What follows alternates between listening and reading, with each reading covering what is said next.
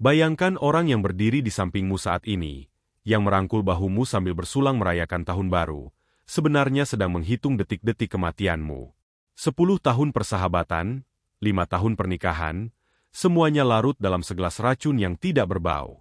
Mereka pikir aku mangsa yang bodoh. Mereka tidak tahu, kalau malam ini, aku bukan hanya menukar gelasnya, tapi aku menukar seluruh takdir hidup kami. Inilah kisah, jeritan di balik kembang api, di mana sebuah pengkhianatan dibayar tunai dengan kelumpuhan yang sangat dingin. Selamat datang di channel Kisahku, tempat di mana kisah-kisah penuh makna, inspirasi, dan pesan kehidupan yang menyentuh hati. Di sini, kamu akan menemukan cerita tentang semangat, keteguhan, cinta, perjuangan, serta kekuatan manusia dalam menghadapi berbagai kenyataan hidup. Setiap kisah dirangkai hangat agar kamu bisa merasakannya seolah-olah berada langsung di dalam cerita. Sebelum mulai menikmati kisah hari ini, klik tombol berlangganan, supaya kamu tidak pernah ketinggalan cerita terbaru dari kami. Jangan lupa tulis di kolom komentar kamu berasal dari mana, karena kami senang mengetahui dari mana saja keluarga Kisahku mendengarkan. Dan tentu saja, siapkan secangkir kopi dan pisang goreng, karena setiap kisah layak dinikmati dengan suasana yang hangat dan nyaman. Like, subscribe, dan komentar dari kamu sangat berarti bagi kami. Dukungan kecilmu membantu channel Kisahku terus tumbuh dan menghadirkan lebih banyak kisah luar biasa untukmu. Dunia ini terlalu luas untuk dihadapi sendirian. Suf. Untungnya, kita berdua gila dengan cara yang sama. Kalimat itu diucapkan Sandi 10 tahun yang lalu, saat kami masih mahasiswa yang hanya modal nekat menyewa kontrakan sempit yang atapnya bocor tiap kali hujan turun. Sekarang, saat aku berdiri di balkon Gria Tawangku, menatap gemerlap lampu Jakarta yang berkedip seperti permata berserakan, kalimat itu masih terngiang. Di sampingku, Sandi berdiri dengan setelan jas mahal yang pas di badannya, setelan yang aku hadiahkan padanya saat dia dipromosikan menjadi direktur operasional di perusahaanku. Aku menepuk bahunya pelan. Kalau bukan karena kegilaanmu yang memaksa kita meminjam modal bank waktu itu, mungkin sekarang aku masih jadi pegawai kantoran yang stres di setiap akhir bulan, San. Sandi tertawa, sebuah tawa yang selalu terdengar renyah dan jujur di telingaku. Dia menyesap whisky di gelasnya, matanya menatap kejauhan. Kita ini satu paket. Suf. Kamu otaknya, aku ototnya. Kamu yang punya visi, aku yang memastikan visi itu tidak hancur di jalan. Bagi banyak orang, persahabatan dewasa itu transaksional. Tapi bagiku, Sandi adalah pengecualian. Dia bukan sekadar rekan bisnis. Dia adalah manusia yang memegang tanganku saat ayahku meninggal dunia 8 tahun lalu. Dia adalah orang pertama yang kutelpon saat aku akhirnya berani melamar Maya. Bahkan, saat hari pernikahanku, Sandilah yang berdiri paling dekat denganku sebagai best man, memastikan dasiku tidak miring dan tanganku tidak gemetar saat mengucapkan janji suci. Aku ingat betul saat itu, Sandi berbisik tepat sebelum aku berjalan menuju altar. Jaga dia baik-baik, Suf. Kalau kamu bikin dia nangis, aku orang pertama yang akan menghajarmu. Kami berdua tertawa saat itu. Aku merasa menjadi pria paling beruntung di dunia, memiliki istri secantik Maya dan sahabat sejati seperti Sandi. Malam ini, suhu udara sedikit lebih dingin dari biasanya. Angin Desember mulai membawa aroma pesta yang akan datang. Perayaan tahun baru tinggal menghitung hari. Di ruang tengah, aku bisa melihat Maya sedang sibuk mengatur posisi vas bunga. Dia tampak sangat anggun dengan gaun rumahannya. Sesekali, Maya menoleh ke arah balkon, melemparkan senyum manis ke arah kami berdua. Maya makin cantik ya, Suf, gumam Sandi tiba-tiba.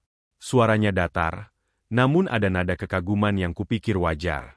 Ya, dia jantung hatiku, San. Kadang aku merasa tidak pantas mendapatkan semua ini, jawabku jujur. Sandi menoleh padaku, menatapku lurus dengan tatapan yang sulit kuartikan. Kamu pantas mendapatkan segalanya, Yusuf. Kamu sudah bekerja keras. Kamu sudah memberi banyak untuk orang-orang di sekitarmu, termasuk untukku. Aku merasa hangat mendengar ucapannya.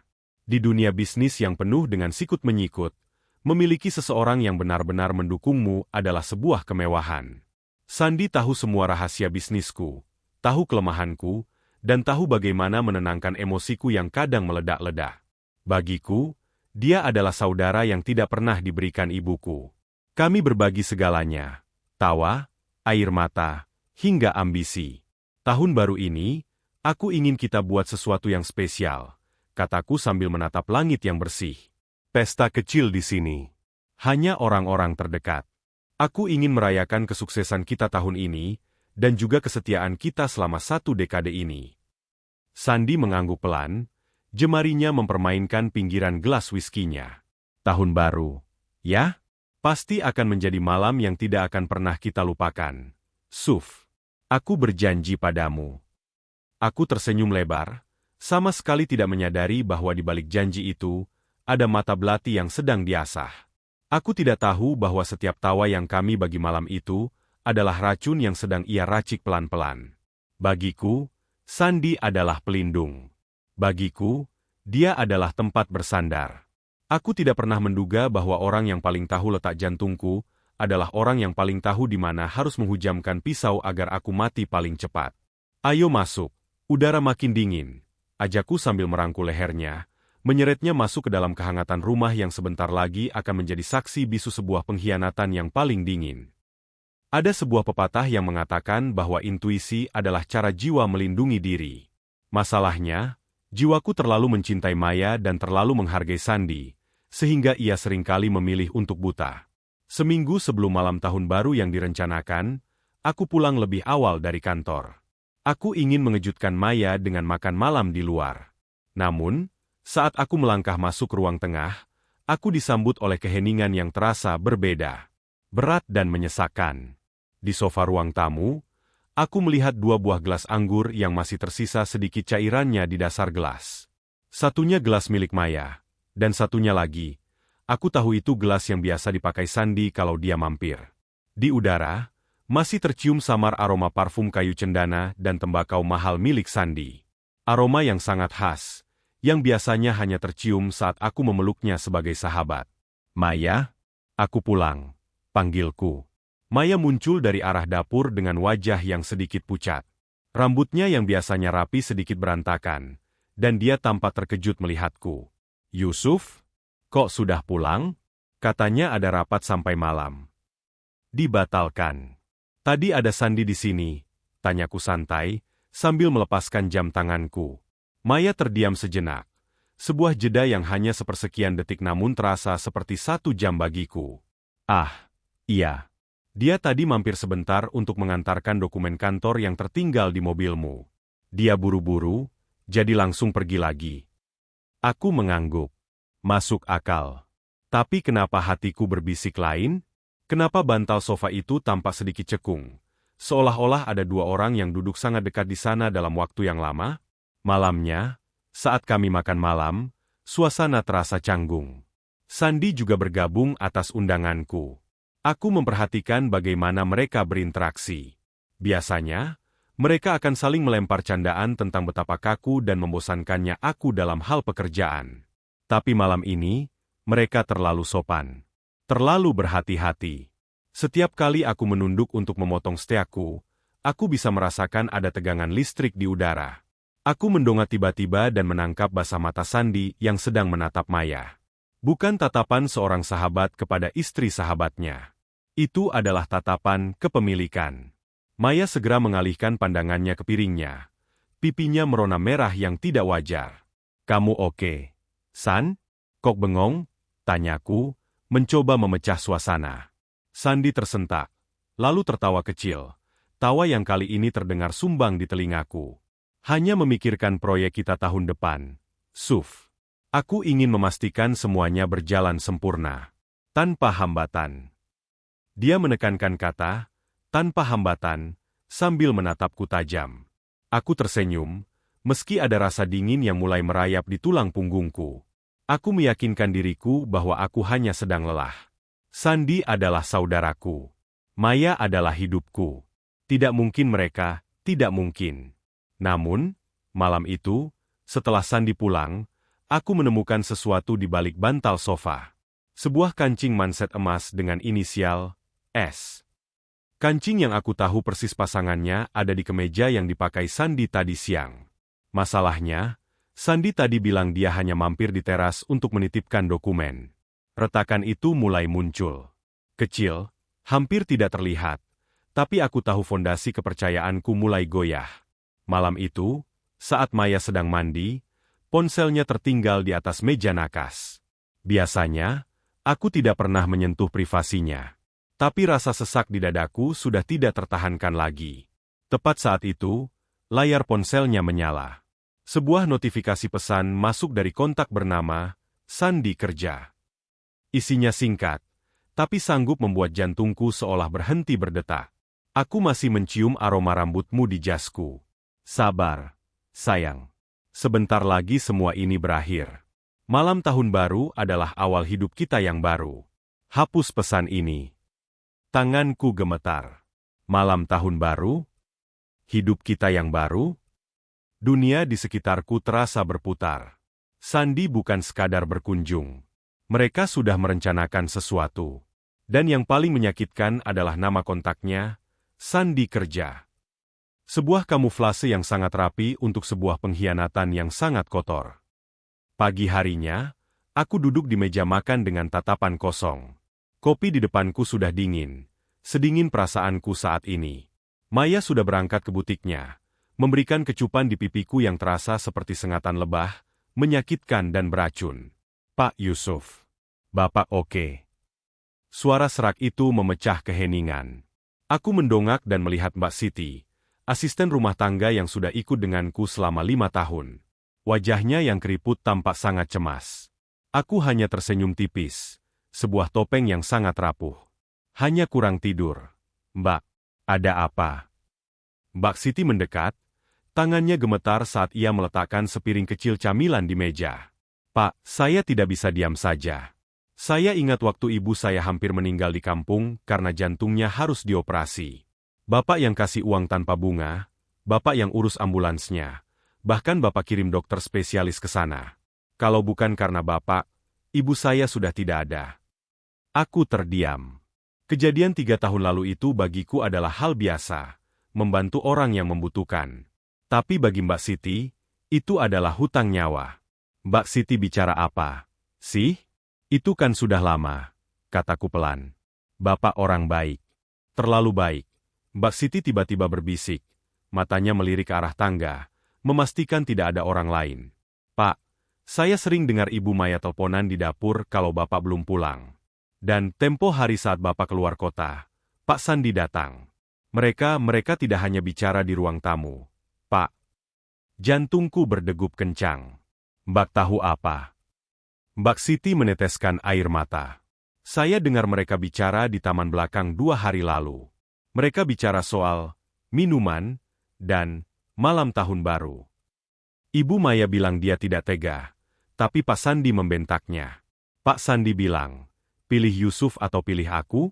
Hartanya akan jadi milik kita kalau dia tidak ada. Duniaku runtuh. Konfirmasi itu lebih menyakitkan daripada pesan singkat di ponsel semalam. Mbak Siti memegang tanganku dengan tangan tuanya yang kasar. Jangan minum apapun yang diberikan Ibu Maya atau Pak Sandy di malam tahun baru nanti. Pak, tolong, saya tidak mau kehilangan orang baik seperti Bapak. Aku menatap Mbak Siti. Di balik rasa sakit yang luar biasa ini, sebuah api baru mulai menyala. Api kemarahan yang tenang namun mematikan. Aku tidak akan membiarkan mereka menghancurkanku. Jika mereka menginginkan sebuah perayaan, maka aku akan memberikan mereka pesta yang tidak akan pernah mereka lupakan. Terima kasih, Mbak Siti. Bisikku, suaraku kini terdengar sangat dingin. Mbak sudah menyelamatkan nyawa saya untuk kedua kalinya. Sekarang, saya butuh bantuan Mbak untuk rencana kecilku. Malam itu, rumah mewah ini terasa seperti peti mati yang dilapisi emas. H1 menuju tahun baru.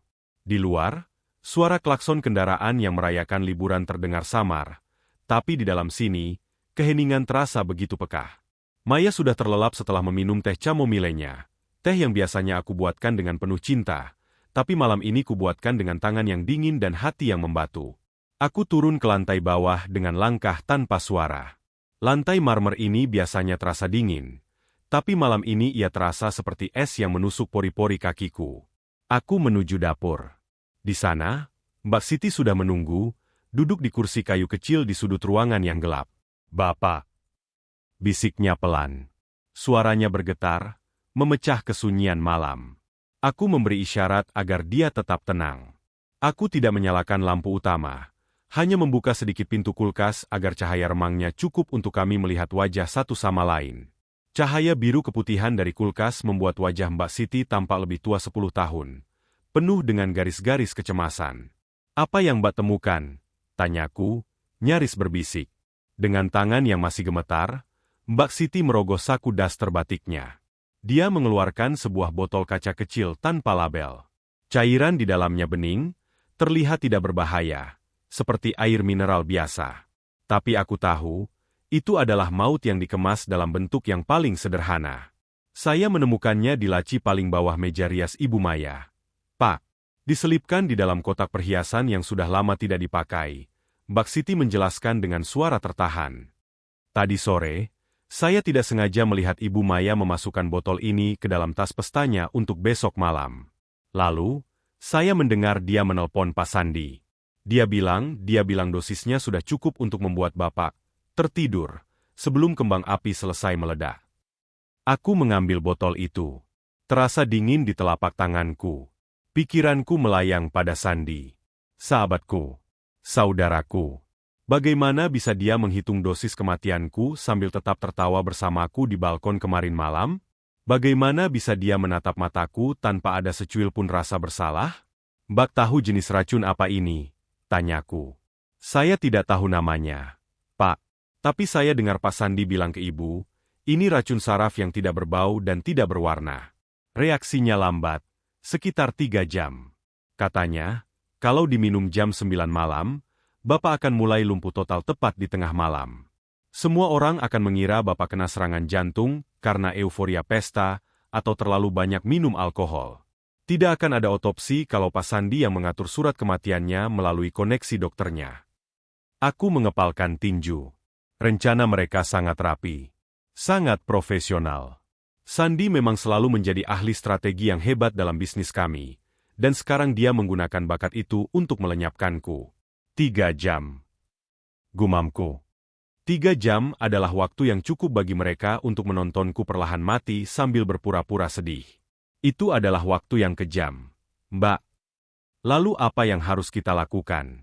"Pak, apakah saya harus lapor polisi sekarang?" tanya Mbak Siti dengan mata berkaca-kaca. "Tidak, Mbak. Polisi butuh bukti fisik yang kuat. Dan kalau kita lapor sekarang, mereka bisa berkelit.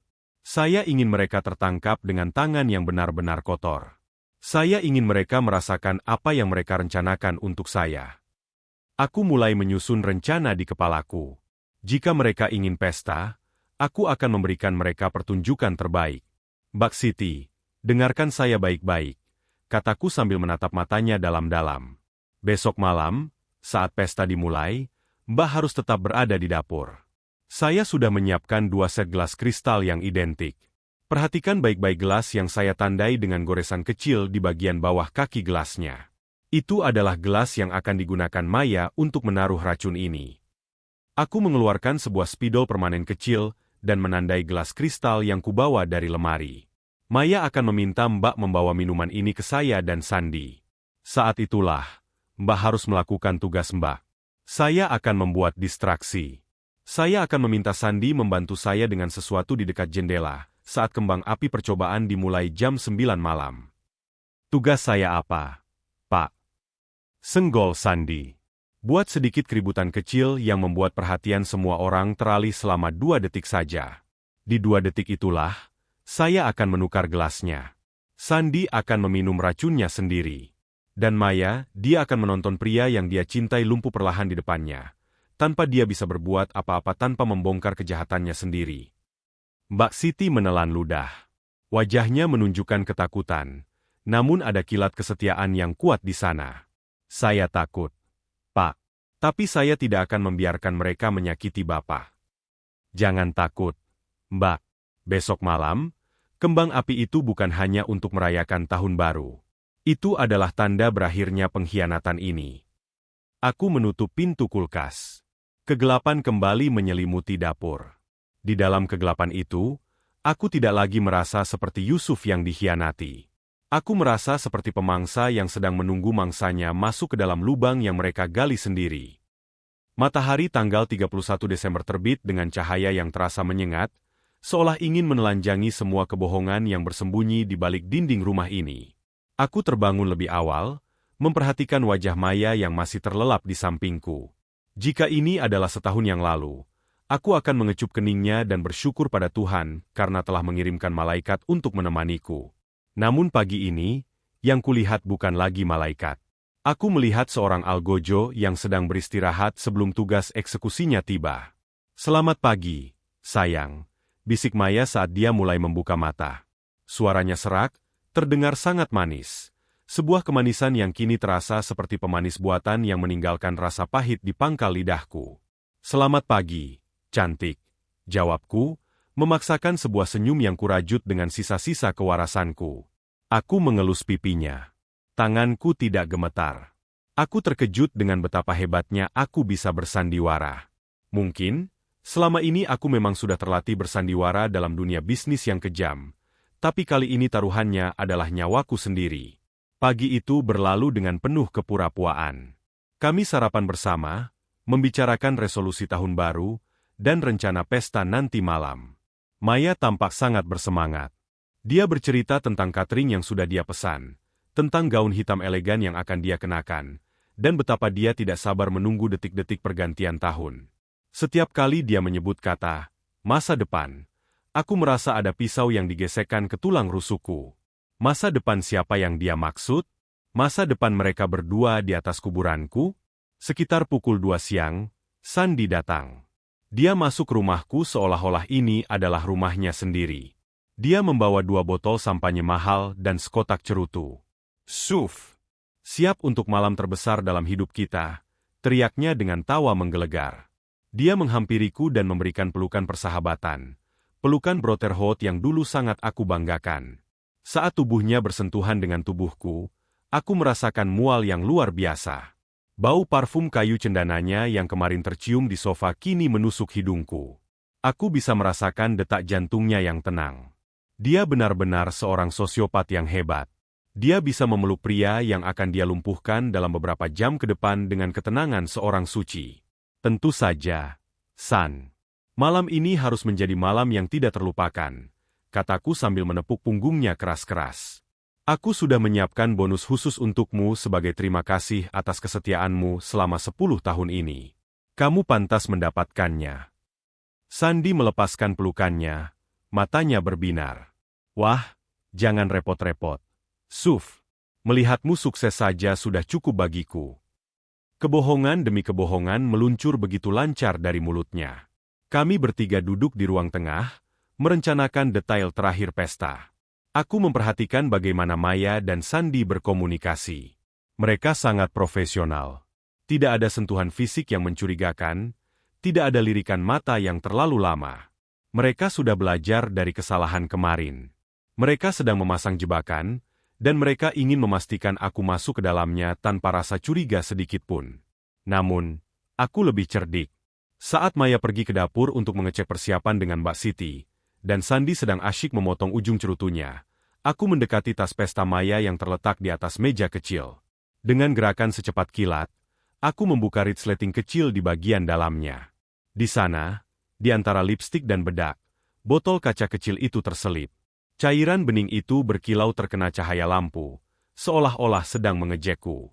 Aku menutup tas itu kembali tepat saat Sandi menoleh. "Ada apa, Suf? Cari korek api?" tanyanya santai. "Ah, tidak. Aku cuma memastikan tas Maya tidak menghalangi jalan nanti," jawabku tenang. Aku duduk di depan Sandi, menyilangkan kaki, dan menatapnya lurus-lurus ke mata. "San, kalau boleh jujur, aku tidak tahu apa jadinya aku tanpamu. Kamu adalah satu-satunya orang yang bisa kupercaya di dunia ini setelah Maya." Untuk pertama kalinya, aku melihat kilat keraguan di mata Sandi. Hanya sepersekian detik. Dia tertegun, lalu berdeham. "Kita saudara, Suf. Jangan bicara seolah-olah aku ini orang asing." "Benar. Saudara tak sedarah." Aku menegaskan kata-kata itu dengan nada yang sedikit lebih berat. Sandi tersenyum kaku. Dia tidak tahu bahwa di balik senyumku, aku sedang menghitung mundur waktu penukarannya. Aku sedang membayangkan bagaimana wajahnya saat dia menyadari bahwa bonus khusus yang kujanjikan adalah racunnya sendiri. Mbak Siti lewat sambil membawa nampan berisi gelas-gelas kosong. Mata kami bertemu sejenak. Aku memberikan anggukan kecil yang hampir tidak terlihat. Dia mengerti. Gelas dengan tanda goresan kecil itu sudah siap di tempatnya. Panggung sudah ditata. Para aktor sudah siap di posisinya. Dan aku, sutradara dari pembalasan dendam ini, sedang menunggu tirai disingkap. Malam ini, di bawah ledakan kembang api, dunia akan melihat siapa yang sebenarnya akan hancur. Malam ini akan sangat spektakuler. San, kataku sambil mengangkat gelas air mineral di tanganku. Demi akhir dari sebuah cerita, dan awal dari cerita yang baru. Sandi mengangkat cerutunya. Ya, demi akhir. Suf. Kami berdua tertawa. Dua orang pria, satu persahabatan yang palsu, dan sebuah kematian yang sedang menunggu giliran. Pukul 19. Kegelapan telah sepenuhnya menelan Jakarta, hanya menyisakan kerlap-kerlip lampu kota yang kini tampak seperti mata predator yang mengintai dari kejauhan.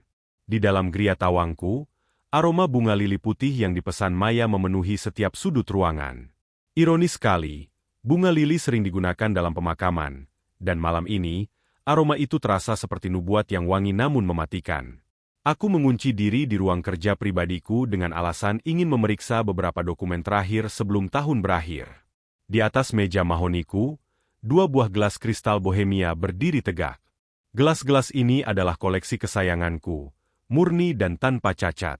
Namun malam ini, salah satunya harus memiliki tanda lahir yang mematikan. Dengan tangan yang kutumpu di atas meja agar tetap stabil, aku mengambil kikir kuku kecil yang tajam. Aku membalik salah satu gelas, lalu di bagian bawah kaki gelasnya, di tempat yang paling tersembunyi, aku membuat goresan melingkar yang sangat halus. Hanya sekitar 2 mm. Jika kau tidak mencarinya dengan sengaja di bawah cahaya langsung, goresan itu tidak akan terlihat. Ini adalah garis batas antara hidup dan mati, bisikku pada diri sendiri. Tiba-tiba, ketukan pelan terdengar di pintu. Jantungku berdegup kencang. Aku segera menutupi gelas-gelas itu dengan kain beludru hitam. Bapak, ini Siti. Suara itu pelan, nyaris tenggelam oleh suara musik jazz lembut yang mulai diputar Maya di ruang tengah. Aku membuka pintu sedikit, membiarkan Mbak Siti masuk. Wajahnya pucat pasi, namun matanya memancarkan tekad yang kuat. Dia membawa nampan perak yang nantinya akan digunakan untuk menyajikan minuman khusus untuk kami bertiga. Siti, dengarkan instruksi saya sekali lagi. Jangan sampai ada kesalahan 1 senti pun, kataku dengan suara rendah yang dalam. Aku menunjukkan gelas yang sudah kutandai. Gelas ini. Hanya gelas ini yang boleh diisi oleh Maya dari botol di dalam tasnya. Pastikan gelas bertanda ini sampai di tangan saya terlebih dahulu saat kalian keluar dari dapur pukul 9 malam nanti. Ingat, pukul 9 tepat, saat kembang api percobaan pertama meledak di langit. Mbak Siti mengangguk, tangannya meremas ujung serbetnya. Lalu, saat kembang api meledak, saya harus menyenggol Pak Sandi, kan Pak? Benar. Buat seolah-olah Mbak tersandung karena kaget dengan suara ledakan. Sandi adalah orang yang sangat waspada, tapi di saat euforia kembang api dimulai dan ada gangguan fisik sekecil apapun, perhatiannya akan teralih ke Mbak selama 3 hingga 4 detik. Itu lebih dari cukup bagi saya untuk menukar gelasnya dengan gelas saya. Aku mengambil sebuah botol kecil lain dari laci. Isinya hanya air gula pekat. Dan pastikan, jika rencana penukaran ini berhasil, jangan ada satupun orang yang menyentuh gelas Sandi setelah dia mulai merasa sakit. Pahami? Paham, Pak. Mbak Siti keluar dari ruangan dengan langkah cepat. Aku kembali menatap gelas-gelas itu. Pikiranku melayang pada jenis racun yang diceritakan Mbak Siti. Racun pelumpuh saraf. Reaksi 3 jam. Sandi ingin aku tetap sadar, tetap bisa melihat, namun tidak bisa bergerak atau bicara, sementara dia dan Maya merayakan kemenangan mereka di depanku. Dia ingin aku menjadi saksi bisu atas hilangnya nyawaku sendiri. Aku keluar dari ruang kerja dan melihat Maya sedang berdiri di dekat jendela besar. Dia mengenakan gaun sutra hitam yang melekat sempurna di tubuhnya. Rambutnya disanggul rapi, memperlihatkan leher jenjangnya yang indah. Saat dia berbalik dan melihatku, dia tersenyum. Senyum yang dulu sanggup meluluhkan egoku, namun kini hanya membangkitkan amarah yang dingin. "Yusuf, kamu tampan sekali malam ini," katanya sambil mendekat dan merapikan kerah kemejaku. Tangannya yang lembut menyentuh kulitku, dan aku harus mengerahkan seluruh kekuatan batin agar tidak menepisnya. "Kamu juga, Maya. Hitam adalah warna yang cocok untukmu malam ini," balasku dengan nada ganda yang tidak dia sadari. Tamu-tamu sudah mulai datang di lobi. Sandi sedang menyambut mereka di bawah. "Kamu siap untuk malam yang baru, sayang?" tanya Maya. Matanya berbinar dengan kilat yang kini kutahu adalah kilat ketidaksabaran akan kematianku. "Sangat siap, Maya. Aku sudah tidak sabar menunggu pukul 12 malam," kataku sambil mengecup punggung tangannya. Di luar, terdengar suara dentuman kecil dari kejauhan. Orang-orang mulai menyalakan petasan kecil. Suasana pesta mulai memanas. Gelak tawa tamu mulai memenuhi aula Gria Tawangku. Para pelayan mulai mengedarkan canape dan minuman ringan. Namun, di antara semua keriuhan itu, aku hanya fokus pada satu titik, jam dinding di ruang tamu. Detiknya terus berdetak. Jarum pendek bergerak menuju angka 9. Di dapur, Mbak Siti sedang memegang nampan perak. Di tas Maya, maut sedang menunggu untuk dituang. Dan di hatiku, persahabatan 10 tahun itu sudah benar-benar mati, digantikan oleh rencana eksekusi yang sempurna. Permainan dimulai. "Sandi," gumamku dalam hati saat melihat sosok Sandi muncul di ambang pintu dengan seringai penuh kemenangan yang palsu. Pukul 8 malam. Penthouseku telah berubah menjadi sebuah akuarium kaca raksasa yang berisi orang-orang paling munafik di Jakarta. Dentuman musik EDM dari pengeras suara kelas atas memijat-mijat dinding, menciptakan getaran yang terasa hingga ke tulang pipiku. Lampu-lampu ambienci yang kusemprotkan dengan warna ungu dan emas membuat suasana terasa sangat mahal, sangat eksklusif. Namun bagiku, itu semua terasa seperti lampu neon di koridor rumah sakit, dingin dan menyakitkan. Para tamu, mulai dari rekan bisnis hingga sosialita papan atas, menyesap sampanye dan tertawa terbahak-bahak. Mereka memujiku, menjabat tanganku, dan mengucapkan selamat atas kesuksesan perusahaanku tahun ini.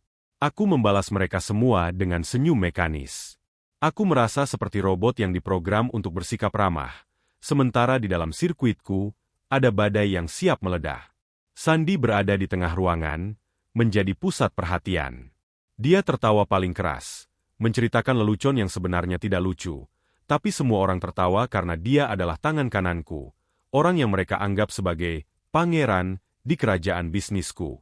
Berkali-kali dia melirik ke arahku, lalu ke arah jam tangannya, dan terakhir ke arah Maya. Ada sebuah komunikasi sunyi di antara mereka yang kini bisa kubaca dengan sangat jelas, seolah-olah mereka berteriak di telingaku. "Yusuf, kamu terlihat tegang. Kenapa tidak minum sedikit?" Suara Maya muncul di balik bahuku. Dia berdiri di sana, memegang tas pestanya dengan erat. Dia mengajakku menuju meja bar pribadi di sudut ruangan yang agak sepi dari kerumunan. "Hanya memikirkan tahun depan, Maya. Rasanya banyak hal yang akan berubah," jawabku sambil menatap matanya yang indah. Mata itu dulu adalah tempatku pulang. Sekarang itu adalah labirin yang penuh dengan duri. "Tentu saja. Semuanya akan berubah menjadi lebih baik," katanya dengan nada suara yang bergetar. Dia tidak sadar bahwa aku memperhatikan tangannya.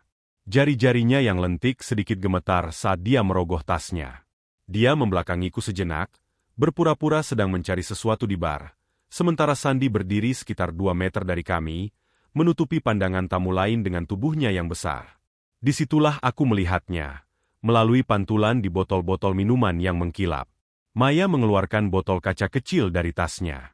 Dengan gerakan cepat yang telah dia latih, dia meneteskan cairan bening itu ke dalam salah satu gelas kristal. Gelas yang sudah kutandai dengan goresan kecil di kakinya. Darahku mendidih. Melihat istriku sendiri meracuniku di rumah yang kubangun dengan keringat dan air mata untuknya, adalah sebuah penghinaan yang tak terlukiskan. Rasanya lebih sakit daripada ribuan tusukan jarum. Aku ingin berteriak. Aku ingin mencengkeram lehernya dan bertanya, "Kenapa, Maya? Apa yang kurang dariku?" Tapi aku menahan diri. Aku menarik napas dalam-dalam, membiarkan kemarahan itu membeku menjadi es yang keras. Maya berbalik, wajahnya kembali tenang namun sedikit pucat. Dia memegang 2 gelas kristal. Gelas di tangan kanannya, gelas yang berisi racun, dia arahkan kepadaku. Ini, sayang. Sampanye terbaik untuk merayakan malam terakhir kita di tahun ini, katanya. Suaranya hampir tenggelam oleh dentuman bas musik di luar, tapi aku mendengarnya dengan sangat jelas. Aku mengambil gelas itu. Jari-jariku menyentuh kakinya, dan benar saja, aku merasakan goresan halus yang kubuat tadi sore. Ini dia. Mautku sendiri ada di dalam genggamanku. Terima kasih, Maya, kataku pelan. Sandy mendekat, membawa gelasnya sendiri yang berisi whisky tanpa es. Dia merangkul bahuku dari samping. Ayo, teman-teman. Kita lakukan ritual toast kecil sebelum jam 9. Untuk persahabatan, untuk cinta, dan untuk masa depan yang baru. Untuk masa depan, sahut Maya, mengangkat gelasnya sendiri yang berisi jus anggur. Kami bertiga berdiri di sana, membentuk segitiga emas pengkhianatan. Aku memegang maut, Sandy memegang ambisi, dan Maya memegang rasa bersalah. Aku menempelkan gelas itu ke bibirku, namun tidak meminumnya. Aku hanya berpura-pura menyesapnya, membiarkan aroma alkohol menutupi ketiadaan bau dari racun saraf tersebut. Jangan habiskan dulu, Suf, kata Sandy sambil menyeringai. Kita minum bersama-sama nanti saat kembang api percobaan pertama meledak. Katanya, itu membawa keberuntungan. Ide bagus, San. Keberuntungan, aku sangat membutuhkannya malam ini, jawabku dingin. Aku melirik ke arah dapur. Di ambang pintu yang remang, aku melihat bayangan Mbak Siti. Dia berdiri di sana dengan nampan perak yang kosong. Matanya menatapku dengan tatapan yang sangat tajam. Dia sudah siap. Jam dinding di atas bar menunjukkan pukul 20.45. 15 menit lagi menuju eksekusi. Aku merasa waktu seolah melambat. Setiap detik terasa seperti detak jantung yang berat. Di sekelilingku, orang-orang terus berpesta, tidak tahu bahwa beberapa menit lagi, sebuah drama hidup dan mati akan terjadi tepat di depan mata mereka. Aku memegang gelas beracun itu dengan erat, menunggu saat yang tepat untuk membalikan takdir. 10 tahun persahabatan. 5 tahun pernikahan. Semua itu akan berakhir dalam sebuah gerakan tangan selama 3 detik. Pukul 20.55. Hitung mundur menuju kehancuran dimulai. Aku berdiri di dekat jendela kaca besar yang menghadap langsung ke arah Monas dan Cakrawala Jakarta. Di tanganku, gelas kristal bertanda itu terasa berat, seolah-olah cairan bening di dalamnya memiliki massa yang lebih besar daripada air biasa. Aku bisa merasakan goresan kecil di kaki gelas itu menusuk ujung jariku, sebuah pengingat tajam bahwa aku sedang menggenggam mautku sendiri. Sudah hampir waktunya. Suf, Sandy mendekat, berdiri di sisi kananku. Dia menyesap whiskinya yang belum beracun, tampak sangat rileks. Biasanya jam 9 tepat mereka akan menyalakan kembang api percobaan. Tradisi tahunan pengelola gedung ini. Maya berdiri di sisi kiriku. Dia tidak memegang gelas alkohol, hanya jus anggur, tapi matanya terus tertuju pada gelas di tanganku. Aku bisa melihat jakunnya naik turun. Dia gugup. Apakah ada sisa-sisa nurani di sana? Ataukah dia hanya takut rencananya gagal? Ya, malam yang sangat indah untuk memulai sesuatu yang baru, kataku dengan suara yang tenang, meski jantungku berdegup kencang seperti genderang perang. Aku melirik ke arah lorong dapur. Mbak Siti muncul.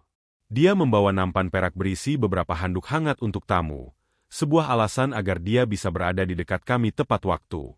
Matanya yang tua bertemu dengan mataku. Ada ketakutan luar biasa di sana, tapi juga kesetiaan yang tak tergoyahkan. Aku memberinya anggukan hampir tak terlihat. Sekarang atau tidak sama sekali. Siti. Tamu-tamu lain mulai merapat ke arah jendela, membawa gelas mereka masing-masing, siap untuk sorakan pertama malam ini. Ruangan menjadi sesak. Suhu udara terasa naik. 10, 9, 8. Suara kerumunan mulai menghitung mundur untuk kembang api percobaan. Sandy meletakkan gelas whiskinya di atas meja marmer kecil di samping kami, agar dia bisa merangkul bahuku dan bahu Maya. Ini adalah formasi yang sempurna. Gelas beracun di tanganku, dan gelas whiskinya di atas meja, hanya berjarak beberapa sentimeter. 3, 2, 1. Boom!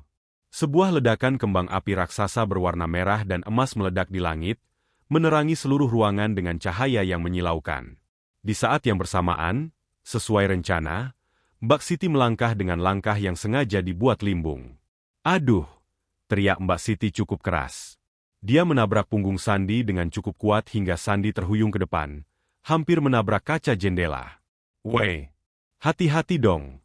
Bentak Sandi, terkejut dan kesal karena momen romantisnya terganggu. Perhatiannya, dan perhatian Maya yang ikut terkejut melihat Siti jatuh, teralih sepenuhnya selama 3 detik yang krusial. Dalam kegelapan yang hanya diterangi kerlap-kerlip kembang api, aku bergerak. Dengan gerakan yang telah kulatih ribuan kali di dalam kepalaku, aku meletakkan gelas beracunku di atas meja marmer, tepat di posisi gelas Sandi sebelumnya, dan menyambar gelas whisky miliknya. Semua terjadi kurang dari 2 detik. Kecepatan tanganku yang biasanya kugunakan untuk menandatangani kontrak jutaan dolar, kini kugunakan untuk menyelamatkan nyawaku. Mbak Siti segera berdiri, membungkuk berkali-kali. Maaf, Pak Sandi. Maaf, saya kaget suara petasannya keras sekali. Maafkan saya. Sudah, Siti. Hati-hati lain kali, kataku dengan nada protektif yang dibuat-buat, sambil tetap menggenggam gelas whisky, yang asli milik Sandi, dengan erat. Sandi mendengus, merapikan jasnya. Dia kembali mengambil gelas di atas meja, gelas yang kini memiliki goresan kecil di bawah kakinya. Dia sama sekali tidak memeriksa. Kenapa dia harus memeriksa? Di matanya, aku hanyalah seekor domba yang sedang menunggu disembelih. Sorry, Suf. Gangguan teknis, kata Sandi sambil tertawa kecil. Dia mengangkat gelas beracun itu tinggi-tinggi. Oke, mumpung kembang apinya masih ada, mari kita minum untuk persahabatan kita yang abadi. Demi masa depan kita, Yusuf. Demi semua yang akan kita raih bersama. Maya mengangkat gelas jusnya, tangannya gemetar hebat. Demi masa depan, bisiknya hampir tak terdengar. Aku mengangkat gelas whisky Sandi yang kini jadi milikku. Aku menatap mata Sandi, mencari jejak kemanusiaan di sana, tapi yang kutemukan hanyalah kerakusan. Demi masa depan yang pantas kita dapatkan, Sandi. Cheers, kataku tegas. Kami bertiga menempelkan gelas kami. Ting. Suara dentingan kristal itu terdengar seperti lonceng kematian di telingaku. Aku melihat Sandi meminumnya. Bukan hanya menyesap, dia meminumnya dalam satu tegukan besar, seolah-olah dia sedang menenggak kesuksesan yang dia impikan. Cairan bening itu, maut cair itu, mengalir masuk ke dalam kerongkongannya. Maya memejamkan mata saat melihat Sandi menghabiskan isinya.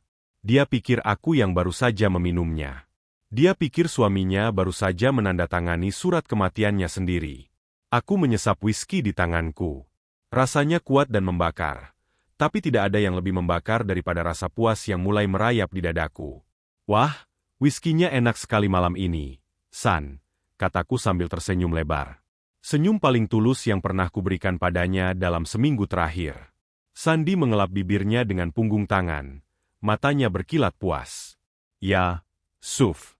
Rasanya seperti kemenangan. Bukan? Benar, Sandi. Benar-benar terasa seperti kemenangan. Jawabku. 3 jam. Racun itu membutuhkan waktu 3 jam untuk melumpuhkan saraf motoriknya. Pukul 9 lewat sedikit.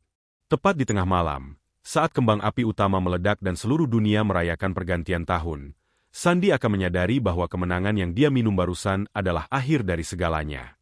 Aku berbalik menatap langit, membelakangi mereka berdua agar mereka tidak melihat kilat kemarahan dan kepuasan yang kini bersatu di mataku. Permainan sudah berbalik. Sekarang, aku hanya perlu menunggu waktu melakukan tugasnya. 3 jam.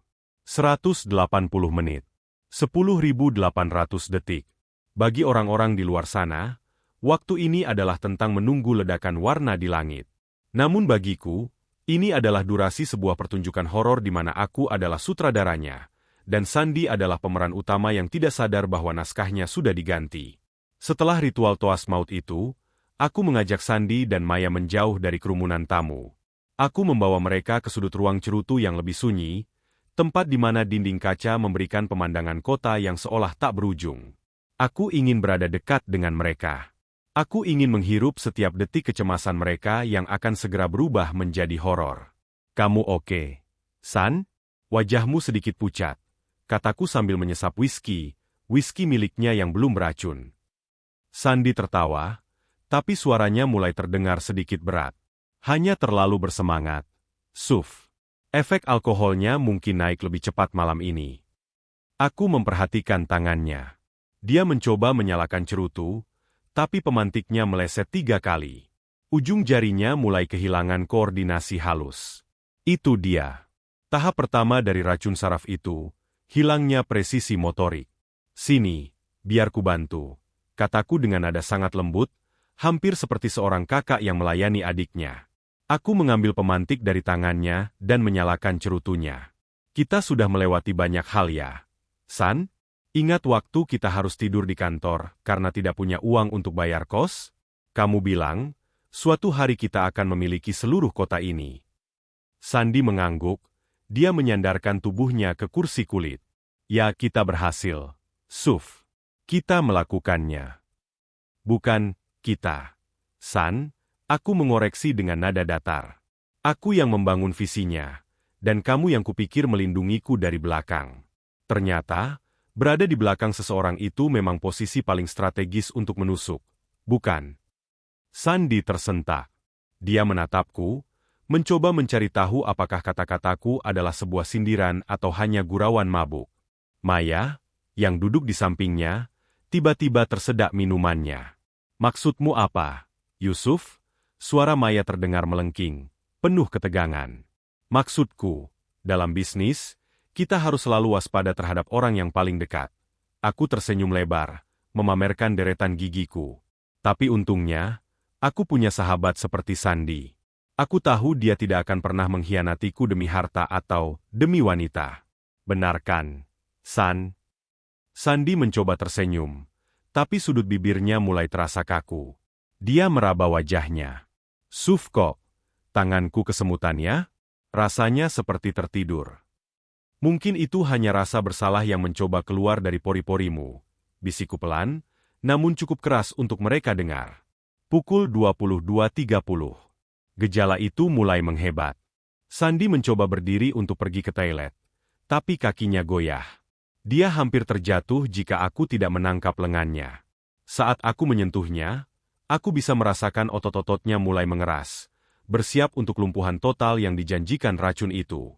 Kamu sepertinya terlalu banyak minum, San. Duduk saja di sini. Nikmati kembang apinya, aku menuntunnya kembali ke kursi. Maya mulai panik. Dia menatapku, lalu menatap gelas yang kupegang. Di kepalanya, dia pasti bertanya-tanya, kenapa Yusuf masih berdiri tegak? Kenapa dia tidak menunjukkan tanda-tanda lumpuh? Seharusnya racun itu sudah bekerja padanya. Yusuf, kamu tidak merasa pusing? Tanya Maya. Suaranya gemetar hebat. Pusing? Sama sekali tidak. Maya, aku justru merasa sangat segar. Seolah-olah beban berat baru saja terangkat dari bahuku. Jawabku sambil menatapnya dalam-dalam. Kenapa? Kamu berharap aku jatuh pingsan sekarang? Maya membuang muka, wajahnya sepucat kertas. Dia mulai menyadari ada yang salah. Dia menatap gelas kosong di depan Sandy, lalu menatap gelas di tanganku. Aku melihat matanya membelalak saat melihat kaki gelas yang kupegang. Tidak ada goresan. Dia segera melihat ke arah gelas di depan Sandy yang kini sudah kosong. Di sana, di bawah lampu kristal, goresan kecil itu berkilau seperti ejekan maut. Sandy. Bisik Maya, suaranya penuh horor. Sandy mencoba bicara, tapi lidahnya mulai keluh. Suaranya terdengar seperti gumaman yang tidak jelas. Suf, aku tidak bisa gerak. Aku mencondongkan tubuh ke telinga Sandy, sementara di luar sana, musik semakin kencang menyambut pergantian tahun yang tinggal 30 menit lagi. Aku tahu, Sandy. Aku tahu semuanya, bisikku dingin. Aku tahu tentang botol di tas Maya. Aku tahu tentang rencana kalian untuk membuatku tampak seperti terkena serangan jantung. Dan aku tahu bahwa kalian berdua adalah manusia paling menjijikan yang pernah ku kenal. Mata Sandi membelalak lebar. Pupil matanya mengecil karena ketakutan yang luar biasa. Dia ingin berteriak. Dia ingin lari. Tapi racun itu telah mengunci tubuhnya dalam penjara dagingnya sendiri. Dia hanya bisa duduk di sana, sadar sepenuhnya, merasakan sarafnya mati satu persatu, sementara sahabat yang dia khianati menatapnya dengan kepuasan yang murni. Jangan khawatir, San. Aku tidak akan membiarkanmu mati sendirian, kataku sambil mengelus rambutnya. Maya akan menemanimu melihat polisi datang sebentar lagi. Aku sudah menyiapkan rekaman pembicaraan kalian di taman belakang yang dikirim oleh Siti. Selamat merayakan tahun baru, saudaraku. Jam menunjukkan pukul 23.50. Seluruh tamu di aula mulai berkumpul di depan jendela, berteriak riuh. Maya mulai menangis histeris di samping Sandi yang sudah membatu. Namun dia tidak berani bersuara karena takut tamu-tamu melihat kegilaan ini. 10 menit lagi. 10 menit lagi menuju kehancuran total mereka. 10, 9, 8. Suara tamu-tamu di aula utama terdengar seperti dengungan lebah yang jauh. Mereka bersorak, menghitung mundur menuju awal yang baru. Namun di sudut ruangan ini, waktu seolah berhenti berputar. Udara terasa berat, penuh dengan bau keringat dingin ketakutan dan sisa aroma cerutu yang kini terasa seperti kemenyan di pemakaman. Sandi tidak lagi bisa berkedip. Matanya yang merah dan basah karena air mata yang tak bisa mengalir sempurna, melotot ke arahku dengan ekspresi yang melampaui rasa takut. Itu adalah ekspresi murni dari jiwa yang sedang disiksa dalam neraka yang ia ciptakan sendiri. Tubuhnya benar-benar kaku, sebuah patung daging yang masih memiliki kesadaran penuh. Dia bisa mendengar setiap detak jantungku, dia bisa mencium aroma whisky yang seharusnya membunuhnya, tapi dia tidak bisa menggerakkan satu ujung jari pun. 3, 2, 1. Selamat Tahun Baru. Boom, boom, boom. Langit Jakarta meledak.